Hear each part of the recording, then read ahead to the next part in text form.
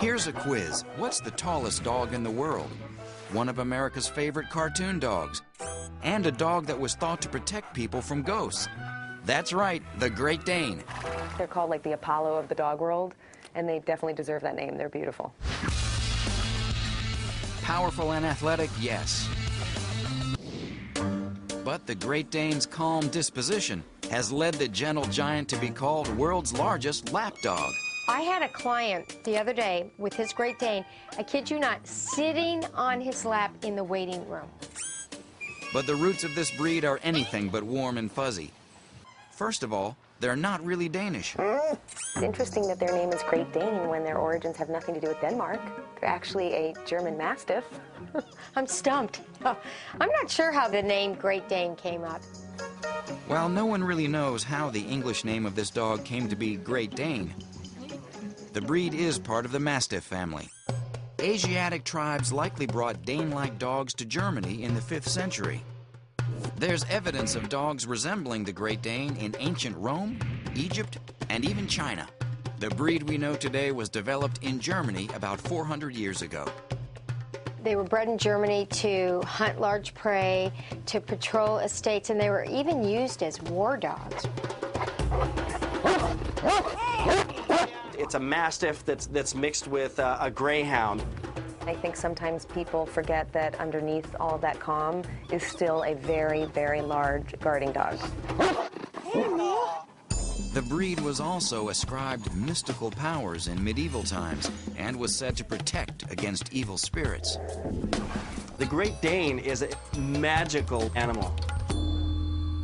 Run, Caleb.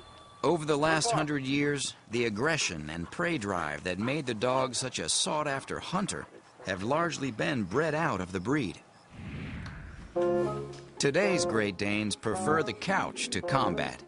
They'll lay on the couch, you better have a big bed. They are couch potatoes. The physical characteristics bred into this dog leave no doubt as to its original purpose. Start with great height.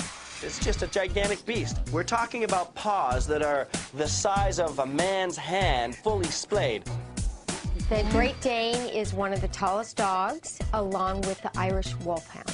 The Irish Wolfhound is actually, on average, taller than the Great Dane. But a Great Dane named Gibson currently holds the title of world's tallest dog at 42.2 inches.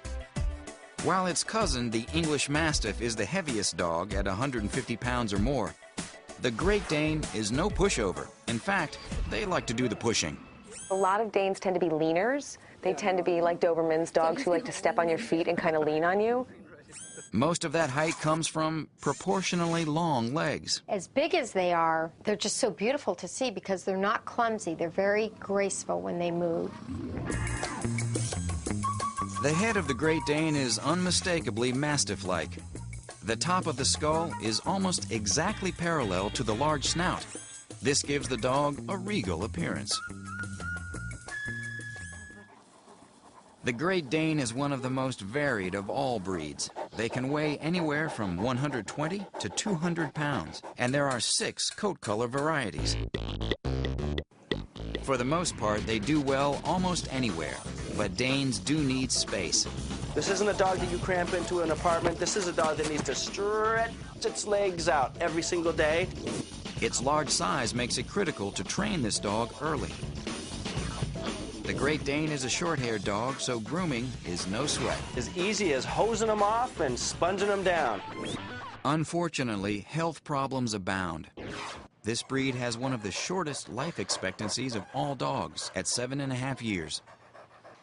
While the legs are often the first to go, Great Danes are prone to a devastating internal disorder. They are the #1 breed of dog to get bloat.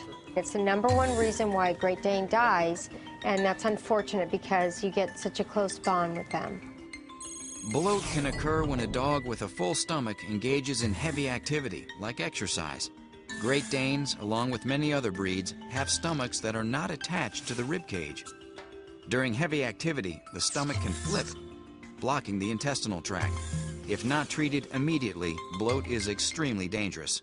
What we need to be doing is making sure that they eat their meal and they rest for a good 40 minutes to an hour before giving them any type of exercise.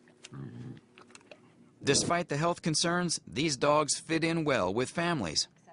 I think kids might tend to think that they could climb all over that dog and, you know, ride it like a pony, climb on it when it's laying on the bed, and that's really not a safe thing to do with any dog, and certainly not a dog as large as a Great Dane. Not all dogs adhere to breed standards, but in general, the Great Dane needs space. The breed does not live long. It has lots of health issues. They're easy to groom. They're easy to train, but start early. Train and acclimate them early to children, and they'll be wonderful family dogs.